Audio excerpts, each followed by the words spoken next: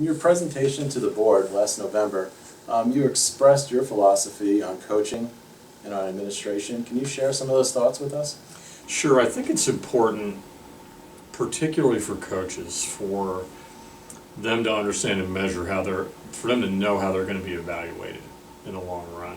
And of course, here at a federal institution with governmental job descriptions, we have a bunch of different technical ways that we evaluate people. But beyond that, I tell our coaches they're my sternest evaluation of them. And we talk about how this unfolds, but I'm going to evaluate them in 4 categories. One is their ability to be a great recruiter. This place is not for everybody, and we have a real challenge here of outreach to get in front of people at the right time. A great example is if a high school senior here locally has a great year in football and then is inclined to maybe think about looking at the Coast Guard Academy after his senior football season, it's too late. The application process is well underway. It's almost like you can't get there from here. It would be a real rush for that person to develop interest. So we find ourselves recruiting sophomores and juniors in high school here in a similar way to what you would find in Division I. So that's a place where I think my philosophy about the importance of recruiting does help. Here for a long time, our teams were sustained by simply what came through the gate in every class every year. That's changed. That's not the business we're in a Division III, Division II, or Division I anymore. So there's a great outreach emphasis in recruiting, and I expect people to be good at that. I expect them to not only bring in people who can be appointed, but one of the things we stress is conversion rate in admissions.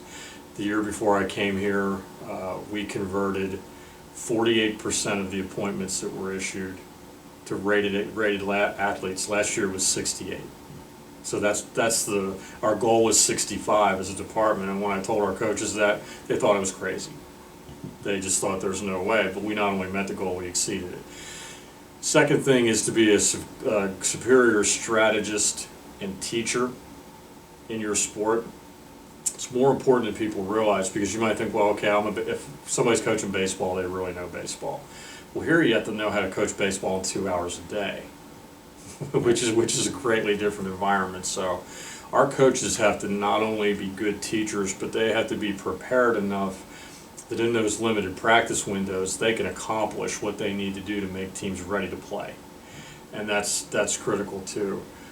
The third category, which confuses people sometimes, that I take a great deal of pride in explaining, is the ability to be competitively successful. It's not the same as winning. And I'll give you a great example. We were fortunate this year, we had a real turnaround in football, 5-4 record, first winning season since 2007. Last year they were 2-7, lost 5 games by a touchdown or less, 4 in the last minute of the game. But they were competitively successful in my eyes because they were close to winning. Their attitude as a team didn't waver. On the other hand, last year in women's basketball, our team went 4-0 and ended up 5-19. In my view, they were not competitively successful. They lost their edge. They lost their focus as the season went along. So we're a success-based service. One of the analogies I use with players is, if they're a pilot later in their career and they're trying to put a rescue swimmer down to a distressed vessel, they're not going to bail out and drop the guy 100 yards away. They're going to stick the nose of that helicopter in there and they're going to put that guy right on top of the boat, because that's what they do. Similarly, if you're involved in a drug interdiction, you have to draw your weapon. There's winners and losers when those situations occur. So we are in a success-based business. We rate people who are academically, militarily, and athletically as they go through. So I think that kind of represents continuity to the academy systems.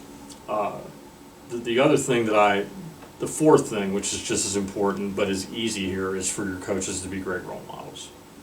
They get to coach some of the finest young people in America. They have to measure up to those same standards. And I have no worries about that as I look at the people that are our coaches. So that's how we look at it on the coaching side.